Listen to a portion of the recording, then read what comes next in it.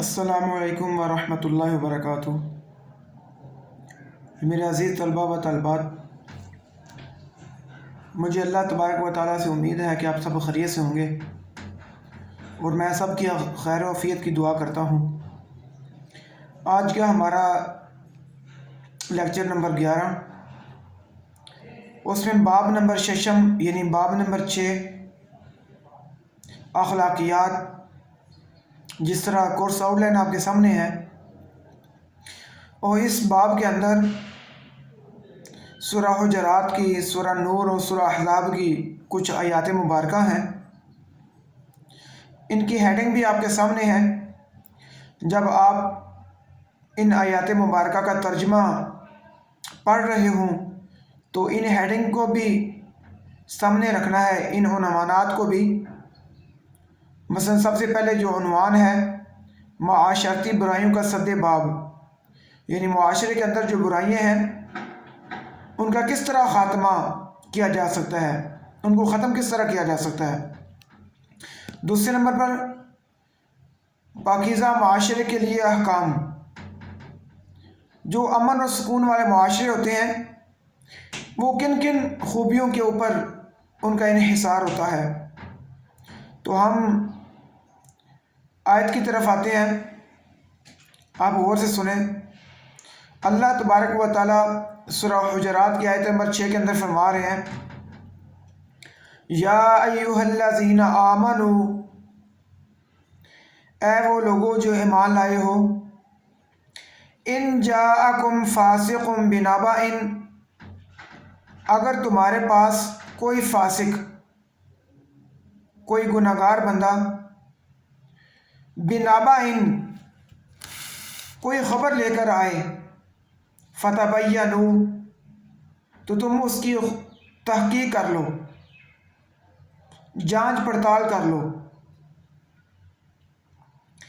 ان تصیبوا قوما بجہالۃ،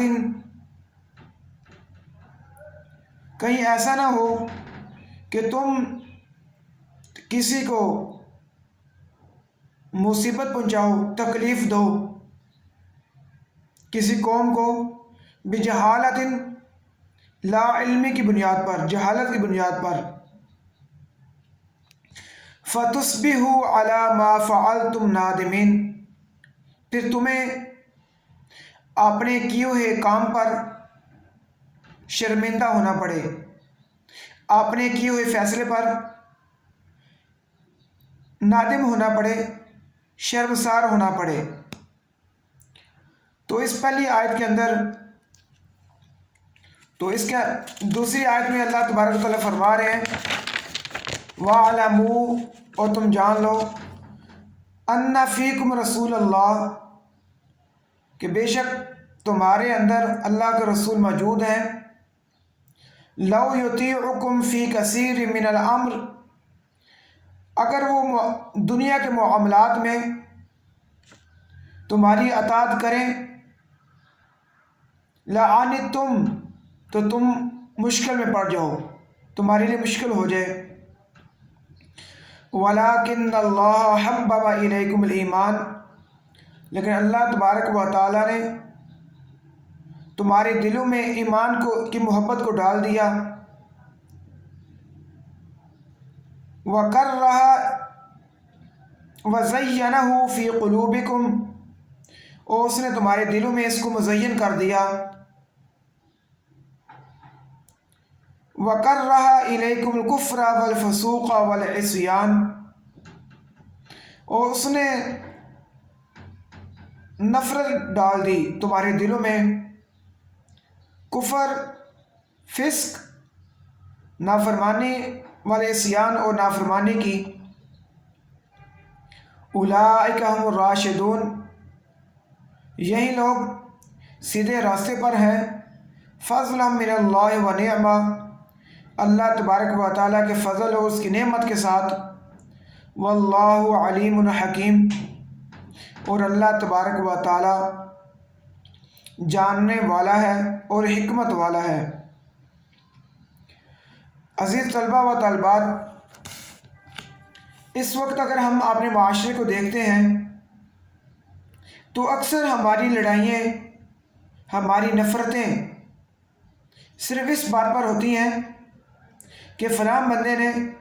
میرے بارے میں یا ہمارے بارے میں یا ہمارے گھریلو یا خاندان کے بارے میں یہ بات کہی ہے۔ پہلی آیت کے اندر اللہ تبارک و تعالیٰ فرما رہے ہیں کہ اے ایمان والو، جب بھی کوئی فاسق، کوئی بندہ، کوئی نافرمان، کوئی گناہگار کوئی خبر لے کر آئے تو کوئی بھی قدم اٹھانے سے پہلے کوئی بھی فیصلہ کرنے سے پہلے اس خبر کی خوب تحقیق کر لو۔ کہیں ایسا نہ ہو کہ آپ نے ایک بندے کی خبر کو سنا اور پھر فوراً کوئی ایکشن کر دیا، کسی کو تکلیف پہنچا دی، کسی کا نقصان کر دیا، یا نعوذ باللہ کسی کو مار دیا، جو بڑا سخت گناہ ہے، گناہ کبیرہ ہے۔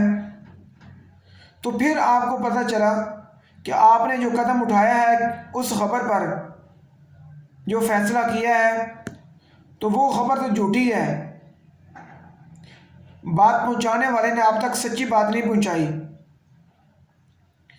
تو اللہ تبارک و تعالیٰ فرما رہے ہیں کہ فیصلہ کرنے سے پہلے کہیں ایسا نہ ہو کہ تم جہالت اور لا علمی کی بنیاد پر کوئی فیصلہ کر لو اور پھر آپ کو آپ نے کیے ہوئے فیصلے پر شرمندگی اٹھانا پڑے، پھر آپ کو پچھتانا پڑے کہ یہ جو میں نے غلطی کیا یہ تو ٹھیک نہیں ہے۔ اس لیے آج کل عزیز طلبہ و طالبات، میڈیا کا دور ہے، جو بھی ہمیں خبر ملتی ہے، جھوٹی ہو یا سچی ہو، ہم فوراً آگے اس کو پھیلاتے ہیں۔ نہیں، ایسا نہیں، ہمیں پہلے اس بات کی تحقیق کر لینی چاہیے، پھر آگے دوسرے لوگوں تک کوئی بات کرنی چاہیے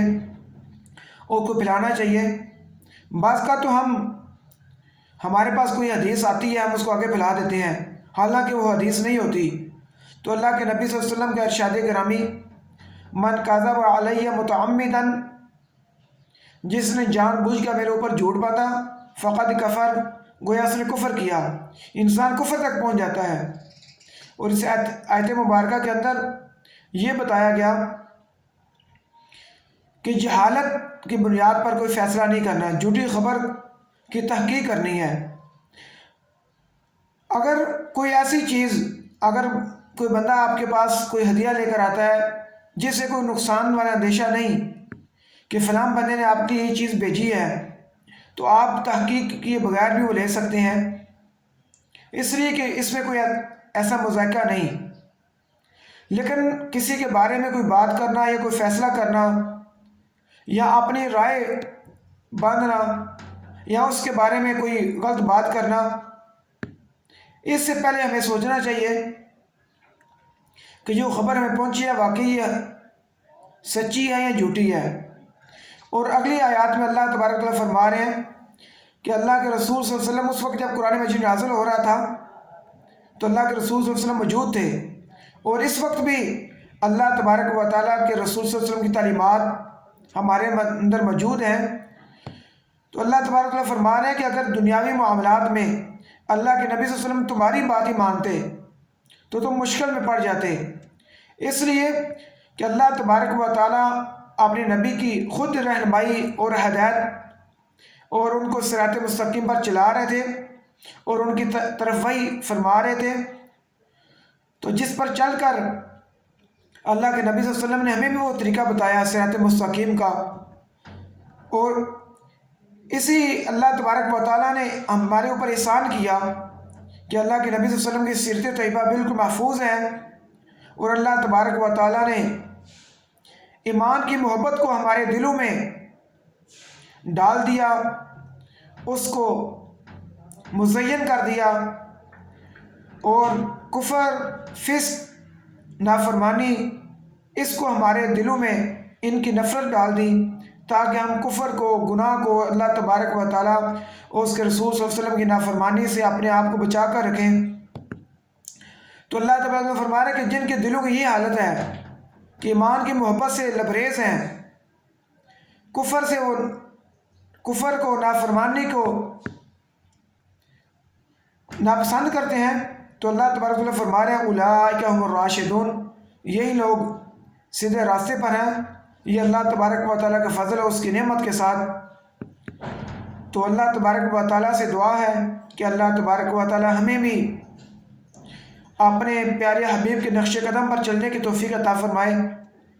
اور ہر قسم کی جھوٹی خبر سے، جھوٹے وسوسے اور پروپیگنڈے سے اللہ تبارک و تعالیٰ ہمیں بچنے کی توفیق عطا فرمائے۔ اللہ تبارک و تعالیٰ ہم سب کا حامی و ناصر ہو۔ وَأَقُولُ قَوْلِي هَٰذَا أَسْتَغْفِرُ اللَّهَ لِي وَلَكُمْ وَلِسَائِرِ الْمُسْلِمِينَ۔